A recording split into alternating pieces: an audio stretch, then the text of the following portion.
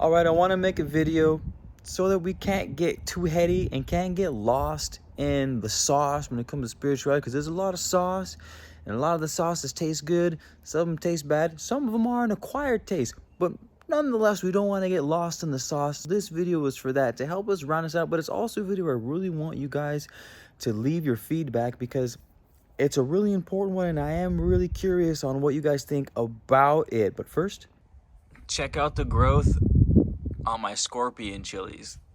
We got a good rain and they're just very happy. Look at that. Oh, luscious new growth. Also, I tried to eat this thing the other day and I probably bit off just the tip. And I was unbearably hot for like 10 minutes. I was just over the sink. I was dying. That means they're fire. Oh man. Anywho, back to the video.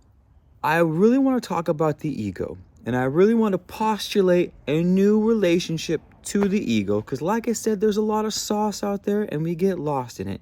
Why, Keith? Why? What's the point? What's the point? I always like to ask, what's the point? The point is, people get carried away with this dissolving the ego and don't give in to the ego and we gotta transcend the ego, and all of it's useful, but it can lead to some bits of anxiety or some states of how am I supposed to do it? It's nonsense for the most part. Hear me out. Life is to be relished, and specifically, or particularly I should say, life should be relished where we love and appreciate and understand diversity. We love and appreciate contrast. We learn from our texts that there is such thing as is and is not. It's what makes up everything. The is and the is not makes up everything. The space in between you allows space for you and I to exist. The definition, the boundary of my skin allows me to be me and allows you to be you and allows you to show up in the beautiful expression that you are. All of the different kinds of expressions, we'll call them, is a type of ego. Ego. If you guys watched my Emerald Tablets in Latin, you'll be familiar with ego, toth, and Atlantia. Ego means I, of the different variations of I.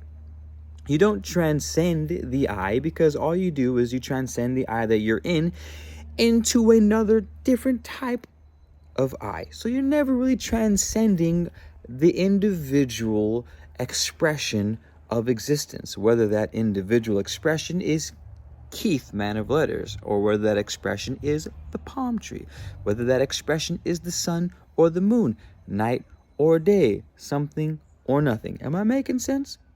And so the reason why I'm making this video, and at least why I find it important enough to make, because that's what I'm trying to do these days. I'm trying to reestablish my relationship to the channel and not just share ideas that are in my head, but give a real quantifiable purpose behind it. And the purpose is, there is beauty in difference, there is beauty in contrast, and there is beauty in understanding the ego as it pertains to your relationship to it.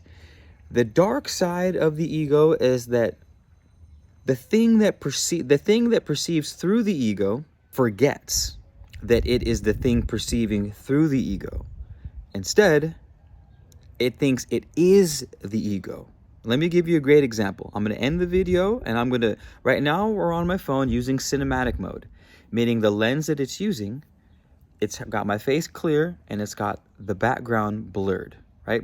That's a lens, right? That's called aperture. You lower the aperture and it narrows the focus of view, or it narrows the view of focus, I should say. So what's focused is right here where my face is at. Everything else, every other depth is blurred. That's a lens. That's a type of ego. That's how you guys are seeing me. But now watch. Now this is a regular video. Now the lens in which you are looking through is capturing with clarity the palm tree behind me, the fence behind me, my face. Everything is clear, right? Now we're going to change the ego again. We're going to change it. Watch. Now check it out. We're back to cinematic.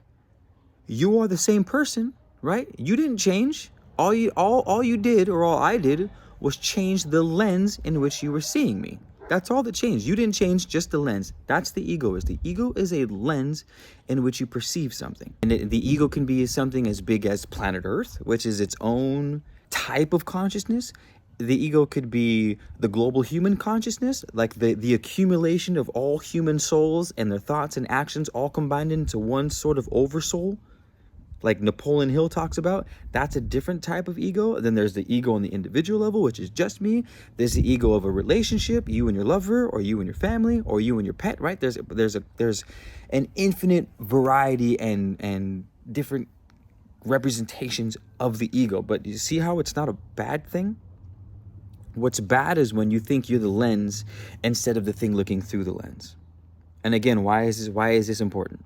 This is really important because this is where the power of awareness comes in, and the power of meditation, because now we can see that we're the person seeing. We can take one more step back and get sort of the bird's eye view of things and go, oh, I can relax. I can breathe a little easier because I'm not that thing. If you say you're like super angry and you're like, I am angry. You are experiencing anger. You are experiencing sadness, excitement, joy, anxiety, right? So you can say, oh, now you're thinking, I'm not the lens. There's nothing wrong with the lens. The lens is just showing me something. There's nothing wrong with being shown things necessarily. I just got to understand that I can take a deep breath with me. Well, you and I will take a breath together. We'll just right now say it with me. I am not the lens. I'm the thing looking through the lens. And just like I showed you with my camera, I can, to a certain degree, change the lens in which I'm looking at something. And I will both change the thing that I'm looking at, and I will change my relationship to that thing. And I can breathe easier. I can relax. I can be... Really what it is you're not so caught up in all the BS of the external world. The external world is great. That's where life happens, right? This would be meaningless if there was only the internal. Of course, the external is great, but you're also blending your ego, you're blending your vibration with an infinite amount of other things. Some of them are awesome, some of them suck, some of them are weird, some of them don't make you feel good, some of them don't make you feel good, but you need that. Some of them make you feel really good, but you don't need that. And it's just, it is and isn't chaos. And when we can, again, breathe and sort of step back from that, we can go, all right, I can relax. Or I'm not the thing. I'm the thing looking through the thing.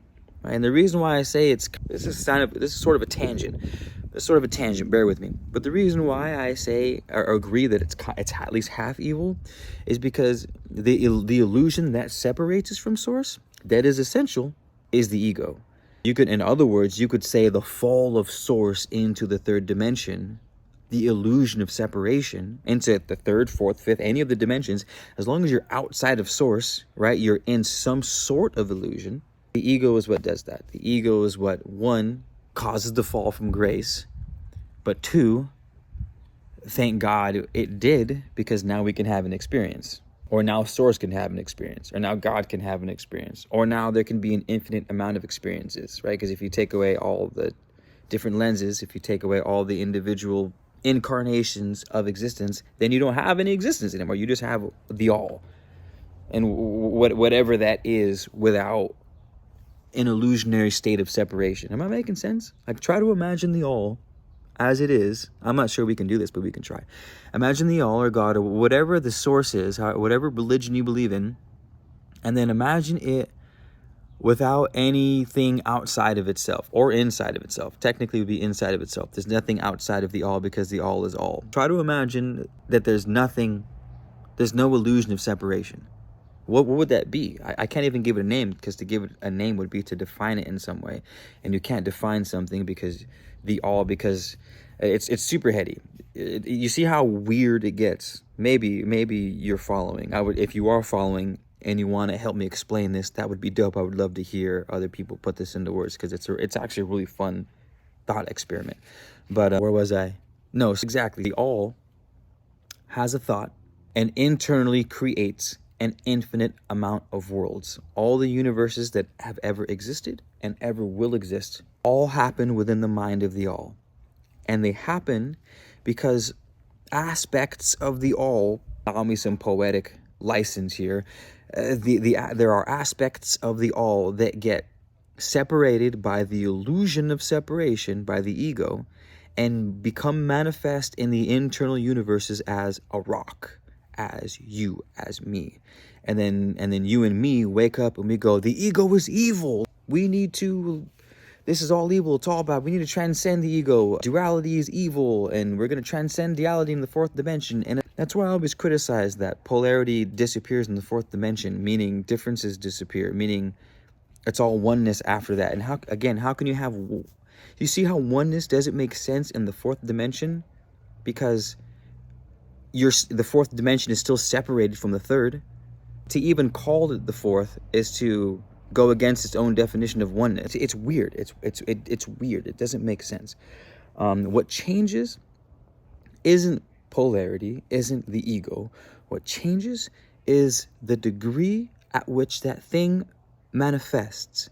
The ego is a little bit of a higher vibration, right? Polarity doesn't stop, but it exists at a higher vibration. Like for example, a low vibrational polarity would be something like when the colonizers came in America and called the natives savages and said that they weren't human. Literally, they defined them as less than human. That's why they were able to use propaganda to convince the population to kill the natives, to take over their land, because they weren't really human. Not really. They were savages. That is an example of a very low occurrence of polarity, of ego. That's a very low vibrational manifestation of polarity. But we can transcend that.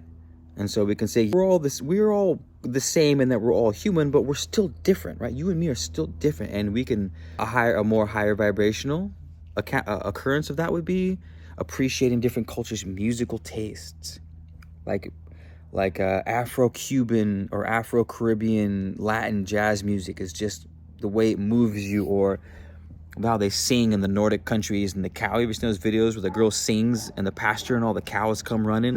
See those different, that's a higher manifestation of difference, of polarity.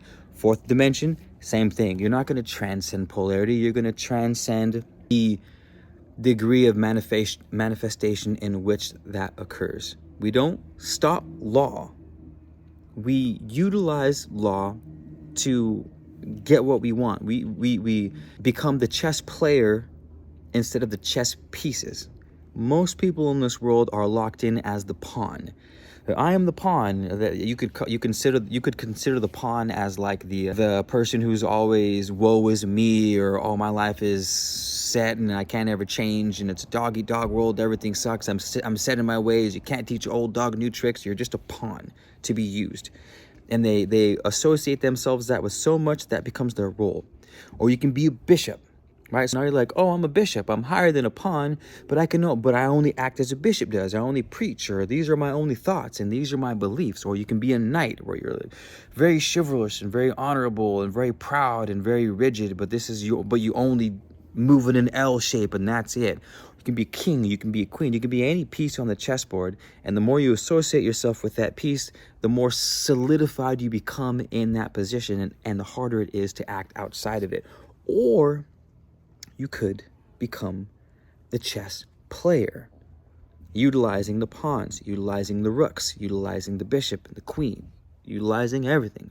You have the whole thing, and you are now the thing acting through the egos. You are now back to, I am not these individual pieces, I am the thing moving these pieces. I am the energy. You can go even further than that. I am not the person moving the pieces, I am the thing flowing through the person that's moving the pieces. You see how you don't necessarily end separation, you just go higher and higher up the dimensional plane. Higher and higher. You're not stopping law, you're not negating law, you are using law against law. That's what the masters do. That's what the alchemists do. Not even the alchemists. That's what some people don't even know anything about the occult and anything about alchemy, but they're just intuitively tapped in and they understand. They just understand. Some people just understand. Some people like you and me, we got to figure it out. We got to dive in books. We got to meditate on top of mountains and shit to figure it out. But we do it nonetheless. We do it nonetheless.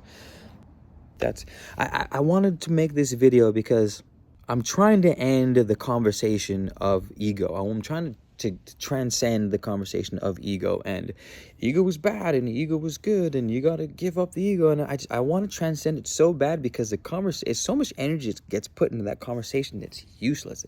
We could be having way better conversations than that. I feel like it's time, and it's, and when people talk about it, there's a weird energy around it, and I'm trying to just get people to breathe easy. You know, I'm trying to get people to breathe easy. You know what I mean? That's that. I hope that was somewhat insightful, and I hope that somehow helped your journey on this earth in some way. If it did and you're new, say hello. Tell us where you're from. I read all the comments. Say hello, even if I don't respond to them. I promise I'm reading all the comments. Let us know where you're from. Let us know how you found us. If you've been here for a while, hi. Say hello too. I read you. I love you guys. Thank you guys so much for hanging out and being here. I'll see you soon. I'm gonna get my thumbnail picture now. Maybe I can give one of these. You gotta be really expressive in your thumbnails, otherwise people don't click on them.